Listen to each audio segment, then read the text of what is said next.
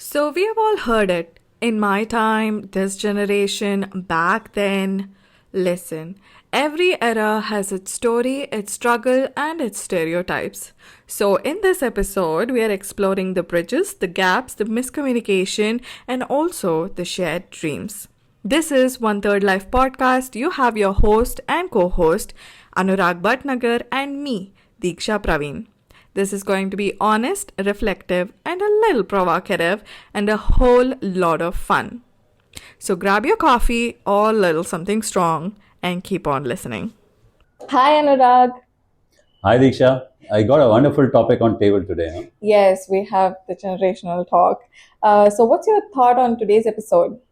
I think it's a very valid topic, and more so when I go around seeing on Instagrams and on all kinds of WhatsApps, there's jokes that are going around with Gen Z.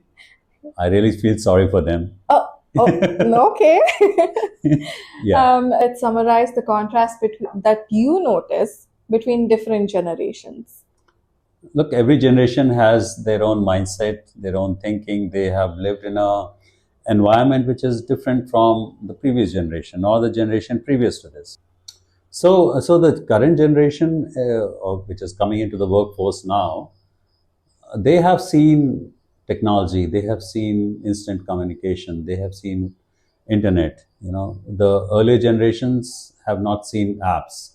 They have not seen probably that's so good a real time instant communication. So all those things have made a change and my generation, as I said, it's a Gen X generation, we had not seen even the email and internet. So obviously the thinking, the economic conditions that were prevailing at that point of time compared to what it is today, it makes a difference to how you think, what kind of risks you can take, what kind of mindsets do you have. So that's the difference that I see between today and the earlier generations. So and it is very valid because in our generations, probably when we started working, there was no internet. The computers had just started to come. I remember doing my programming languages in a big room, which was a server room, and we didn't have any PCs. But now you have a equivalent of that server on your fingertips. Yes. So that has made a difference, right? And you don't need to do that much of programming to do anything really, which is for this already done for you. So the convenience and those things, I think that's the difference that is between the mindset that is today and the mindset that was at that point of time. So that has been the difference, and that is what is creating uh, a certain behavioral patterns which the earlier generations probably don't understand with the new generation. Okay, since you brought up the risks and the thought process of the old generation, now see, older generation says Gen Z as too sensitive, and our generation calls your generation as too rigid. Yeah. What do you think? Like, are we right, or are you right, or both partly reasonable? So there is no right or wrong answer here. The older generation has a certain way of thinking. They think that whatever they have gone through, they know better.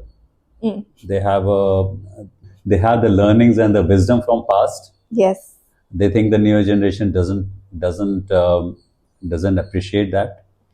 But the new generation has got its own thinking, which is right in its own way. Yeah, I agree with you. And when we were younger, we thought the same thing, right? It's not that as when we were your age, we had not done anything stupid. We did a lot of things stupid. I can tell you. Ask anyone, and we did a lot of stupid things when we were teenagers, and so thinking, but we probably forgotten it. So, so if you are doing this, and it's a natural evolution for an individual too, right? Your human brains don't fully develop till the age of 26 and 27, right? So is it coming from a place of concern? Like, I have done some stupid things that didn't work out for me, so I know better. I think it's the productiveness in the elder generation to say, "Oh, we know this. Let me teach you this." Okay. Yeah. The younger generation is still a rebel. They say, "Let me make my own mistakes." Yeah. And I believe that you need to make your own mistakes. If you don't make your own mistakes, you're not going to learn. The most of the learnings doesn't come from success; it comes from failures. I think both need to change. The older generation needs to also give the leeway uh, for the Gen Z that you call to come on its own, and it'll happen. It's not going to. It's not that it'll not happen. It's just a matter of time, right? Yes. And but when they become more wiser, there'll be newer generation after them which will behave equally stupidly, and probably they'll become that time the older generation. Yes. Yes. So it's evolution. It's an This is evolution. how mankind develops, which is okay. But also the fact is that probably this generation is living in the most secure world. Even if all the things that you see around happening, the older generation were in a very very there were wars, there were civil wars, there was famine, there was economic destruction. All those things happened, but the newer generations, they live in a much more secure world. Relatively, I wouldn't say it's a complete secure world. And that changes the mindset. There is more risk taking ability. There is lesser fear. The generation who's taking care of this generation probably is much more economically secure than what my parents were. So our ability to take risks were much less compared to what this generation, and which is right, because if you don't take risks, you don't discover new things. So I think that's where we are. Younger generation choose passion over stability, whereas older generation is more towards stability. What's your take on it? It is. I think it's not that the older generation is just about stability. It is.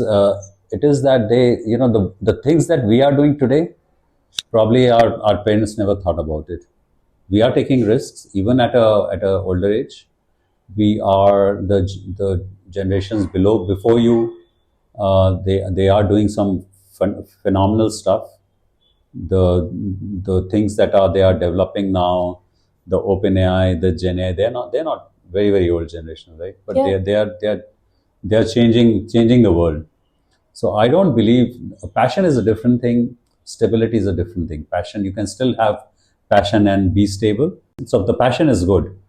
A passion to do something is good, but it has to be also tempered with some amount of experience and some amount of discipline, yes, and some work ethics. So those are the things needed. It doesn't mean that passion doesn't mean that you will do whatever and not worry about the people. I think one of the other things that I see that Gen Z needs to, or the new generation needs to work on, is their communication skill. I think whatever it has been, because of the corona, because of whatever, they do not like face-to-face communication that much as talking on the phone, sending a message. But you really get to know people when you see them in the eye and work with them and are close to them, and they work physically with them. So that's the difference that I see now between us. And we had no option. We had to be face to face. We had to be in the office. We had to be there, feeling people's emotions and the body language and the anger and the emotions that all goes through that, right?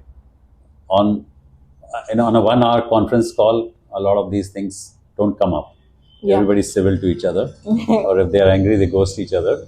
But they ghost each other, and then and then they, then things go bad. But relationship management, communication, these are all things that make you successful. Yes. And that is something that No, they need I to make agree. Soft skill is like one of the most important, especially like this generation will get to know as they start their career, right? Yes, So yes. it's better to like start developing those soft skills at the earlier stage than go along the way of fake it till you make it. That Yes. really doesn't work. The fake it till you make it works, by the way, but you need to fake it. I feel like it doesn't. I have to disagree with you on that. Okay. Because if you're straight about something, like I don't know particular skill, let's talk about it.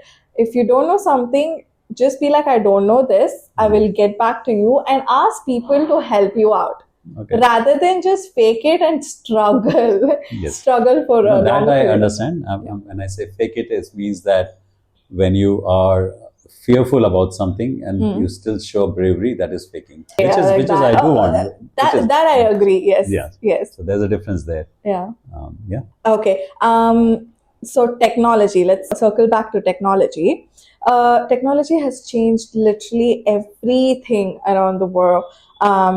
Career, dating, communication, and also the thought process between different generation.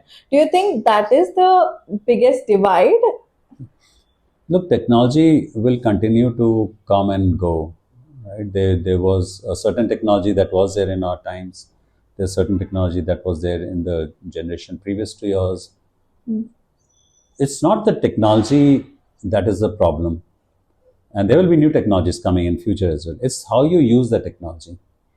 There are certain basics of any interactions, right? Of how we work, as I said, communication, work ethics, and all that don't change. How two people deal with each other, how the organizational culture is, that doesn't depend on technology. Yeah. Actually, the use of technology enhances it if used properly. So the use of technology is what is important. Okay. The technology, and there was a time when people didn't want people to read novels because that would corrupt them, right? Very old time, 60s maybe, or maybe early 40s or 30s. But now nobody cares about it. But the thing is that what you do with the technology is important. If your technology says that you can send a message to somebody and then forget about it, it's nice. The technology is nice, you can do it.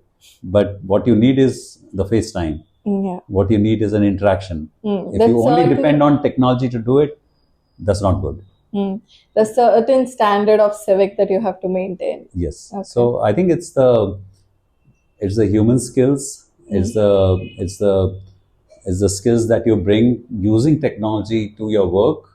That is good. Yeah. That is good. But if you use technology to hide, that's not good. Or con. That's amazing.